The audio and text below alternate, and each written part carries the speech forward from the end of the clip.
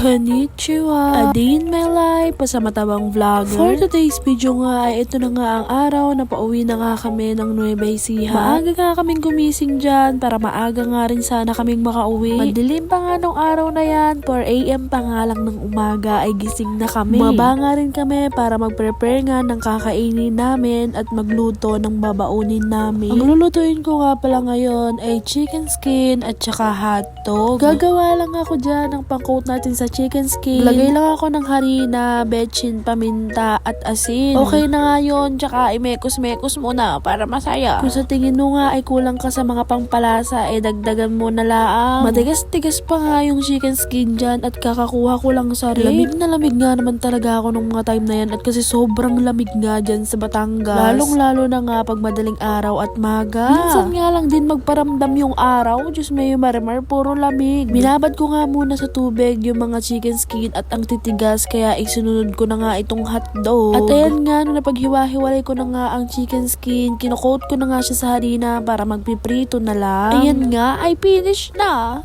Sakto lang yan. Si Bina nga yung nagprito ng hotdog at ako naman ang magpiprito ng chicken skin. After magprito ni Bina ng hotdog, pinrepare ko na nga yung mga babaunin namin dyan. At fast forward nga, ay tapos ko na lutuin ang chicken skin. Ang sarap nga din kahit ganun lang yung nilagay ko. Pagkatapos nga namin nagluto, kumain nga muna kami at pagkatapos namin kumain, maliligo na ang mga person. Share ko nga lang din na 6 days nga kami nagtagal dito sa Batangas. Hindi nga rin naiinip ang mga person kasi may libangan nga kami sa tanghali. Bingo nga ang libangan namin tuwing tanghali. Ito na nga na-prepare namin ni B na baon namin sa biyahe. Mas pinili nga namin magbaon na lang kaysa kumain pa sa bus stop kasi nga nagtitipid talaga kami. Tapos na nga namin i-prepare yung mga babaunin namin kaya akit na nga rin kami sa taas nung mga time na yan para makagayak at makaligo na din. At fast forward nga ay nakaligo na ako nung mga time na yan. Sobrang lamig na pagkakalamig.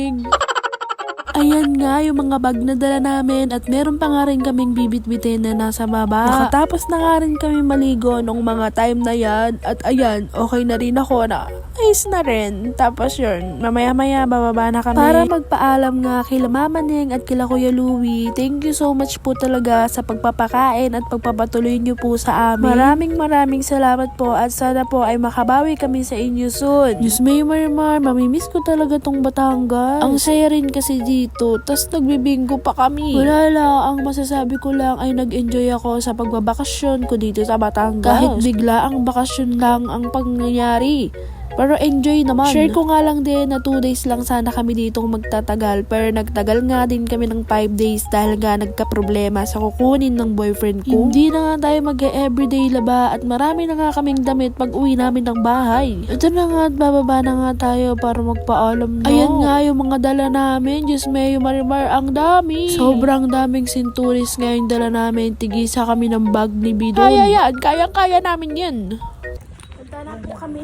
Punta na po kami. Opo, lilibot po kami. Punta na po kami. Thank you po. Punta na po. God-bless you. Punta na po. Gusto na lasa yung mga mami daddy. Salamat po. Nakapagpaalam na nga rin kami sa kanila, pati na nga rin kay Kuya Louie. Thank you so much po talaga sa inyo. Pinasakay na nga rin kami nakakilala ni Kuya Louie para nga makalabas at doon nga kami sasakay sa labasan. At fast forward nga ay nakasakay na nga kami sa jeep at ayan, may nakikita ba kayong dahon story dyan? Time lang, Diyos may marmar kung ba't may dahon dyan sa sahig. Ayan kasing nakalagay sa kulay green na dala namin. Tapos si Kuya, Diyos may marimar, pumreno ng malakas, tumilapon yung makasinturis. Hindi na nga rin ako nakapag-video. Ay, Diyos may marmar. Uunahin ko pa ba mag-video kaysa mamulot ng sinturis. Ngayon, pinulot namin at may mga tumulong din namin sa amin mamulot. Nakakaya talaga. Dito nga ay papunta na nga rin kami niyan sa Robinson para sumakay nga ulit ng jeep. Dalawang jeep na nga ang nasasakyan namin at isa nga yan tricycle. Tapos sasakay ulit kami ng jeep. Fast forward ay nakasakay na kami ng jeep papunta sa Montenegro sa office nila B. Ayan, masaya naman. Worth it naman yung pagod at pag-stay namin dito sa Batangas kasi nakuha niya nga yung kailangan niyang kunin. Pero nagtagal nga din kami ng mga time na yan at nagpapaserox-serox pa siya. Kailangan nga din daw kasi yun para makuha niya talaga ang kanyang kukunin. Dito nga ay fast forward na tapos niya na nga kunin ang kanyang sea service at seaman's book. Pumunta na nga kami sa terminal dyan para nga sumakay sa Cubao. Kasi nga magdadalawang bus nga ulit ang sasakyan namin para makauwi na nga ng Nueva Ecija. Pagkatapos nga namin sumakay dyan ng bus sa Cubao at pagbaba nga namin galing Cubao, maghahanap naman kami ng bus na pauwi ng Cabanatuan Terminal. O diga, Diyos may marmar, napakadami naming nasakyan. Bibili na nga kami ng service namin bukas para di na nga kami magkukommute-commute. Diyos may marmar. Akala man naman talaga totoo. Soon pa yan, soon. Claim it! Noong mga time nga na to ay meron nga kaming pinipilahan para nga i-check yung mga gamit at i-check na rin kami. At eto nga at fast forward ay nakapasok na nga rin kami sa mga sakayan. Finally, makakatulog, makakaupo at makaka-relax na ng onte. 10:30 na nga nung mga time na yan at nagutom na nga ang babae. Kaya nga bumili din si B ng turon at ayaw niya nga rin ng turon. Pinilit ko lang siya kumain. 6:30 nga kami umalis sa bahay at ayun, 10:30 na nga, pasakay pa lang kami papuntang Cubao. Oras na lang talaga kami makakauwi na to. Pero thank you Lord talaga kasi nakuha nga namin yung kailangan namin kunin. Saya nga rin ang pagbabakasyon sa Batangas. Sabi nga rin ng mga kapatid ni Kuya Louie at ni Kuya Louie, wag daw kaming madadalang lumibot. Dito nga ay tumatawag si Kuya Louie para kamustahin kung nakuha nga daw ni B ang kukunin niya. At binalitaan na nga rin po namin siya nung mga time na yan na pauwi na nga kami at nakuha niya na nga Maraming salamat po sa inyo Kuya Louie at ate. Paalis na nga rin yung bus na sinasakyan namin dyan. At ayan, ang ganda pa nga rin talaga ng view. Puro bahay. Fast forward nga, nakababa na nga kami sa Cubao nung mga time na yan. At papunta na nga rin kami sa bus dyan sa Kayan, papuntang Cabanatuan Terminal. Sure ko nga lang dyan na hindi kami magkatabi ni B nung mga time na yan. Aww. Sad boy yan, B. Sad boy. Oh. Ang cute.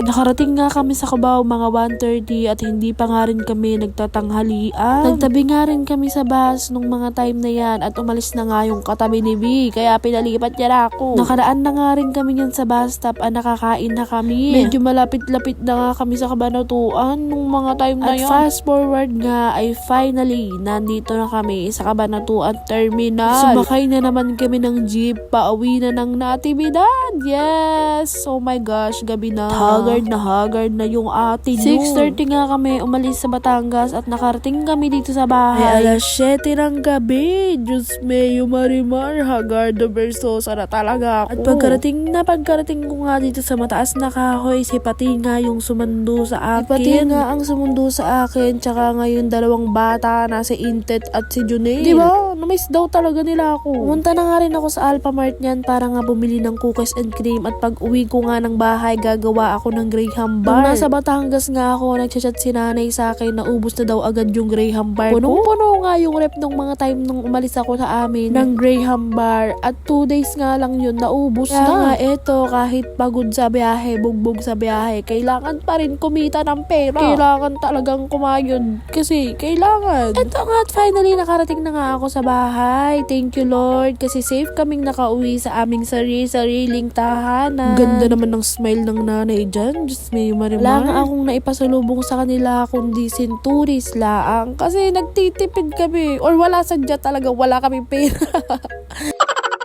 Centuries. Ano ba yun? Centuries! Oh, ano? Garot yan. Ano ba to? Dalandan? Dalanghita.